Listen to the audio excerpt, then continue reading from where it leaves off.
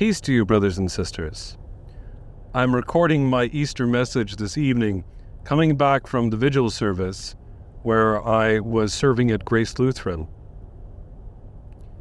My remarks, therefore, come while I myself am on a bit of an Easter pilgrimage with my wife. When we think of the resurrection of Jesus of Nazareth, it is easy to forget how shocking and how unusual this event was at the very dawn of the church. The very idea that the ecclesia, the community of Jesus, would survive the crucifixion only makes sense in light of his bodily emergence from the tomb. The ancient Jewish world believed, particularly among the party of the Pharisees, that those who had passed on at the end of time would indeed be bodily raised and corrupt, perfect. And yet, Jesus does this ahead of time. As Paul says, the first fruits. Just as Jesus has been bodily raised, we too will be bodily raised at the last day. And therefore there is the sign that death is defeated. Death, where is your victory, Paul will say. Death, where is your sting? The last enemy to be destroyed is death. Jesus has descended into the netherworld, into Hades itself. In Revelation chapter 1, he holds the keys to Hades and to death. In Colossians, we hear that he has wrestled with the principalities and powers, conquering over the accuser, Hasatan, and his fallen powers of evil. The resurrection of Jesus is the removal of the stain, therefore, in the Garden of Eden with Adam. The Garden of Eden is restored, for the tomb is in a garden, as we read in John chapter 20. And Mary Magdalene even mistakes Jesus initially for the gardener, the new Adam, Adonai, the Lord himself. Jesus' resurrection is no mere resuscitation. Whereas Lazarus would be raised and die again, Jesus rises to die no more.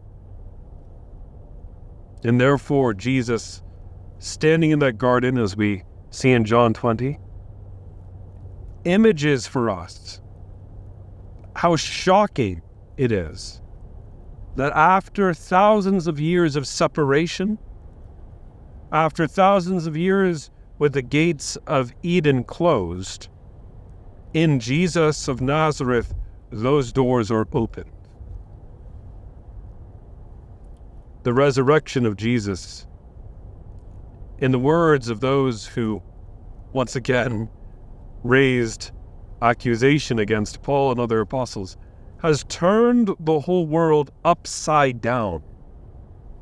Whereas people focus in the secular, so-called secular world, on money, power, prestige, position, and honor, Jesus has indicated the way to true happiness, the way to true glory, the way to true shalom is through the cross and through the empty tomb. Jesus has indicated the way, the earliest name for the ecclesia or the church. To walk this way with our Lord means indeed encountering both suffering and glory, both tears and laughter. J.R.R. Tolkien had a name for this. He called it eucatastrophe, whereas catastrophe is the shift from sudden good to bad, as we see in the narrative of the Lord of the Rings and the destruction of the Ring of Power unexpectedly at the end, or the return of the Calvary at the last minute.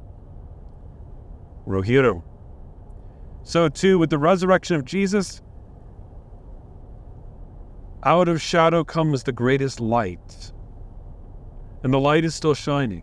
His tomb is and always will be empty. And for this reason, Paul was willing to go to his martyrdom. For this reason, Peter was willing to be crucified upside down. For this reason, people like Mother Frances Xavier Cabrini were willing to endure hardship, illness, persecution. For this reason, my grandfather instructed me in the prayers he was accustomed to in the rosary, which gave him strength during his sicknesses and trials. For this reason, I have hope in light of my own physical limitations, illnesses, and diseases. To quote John Paul II, we are an Easter people, and hallelujah is our song.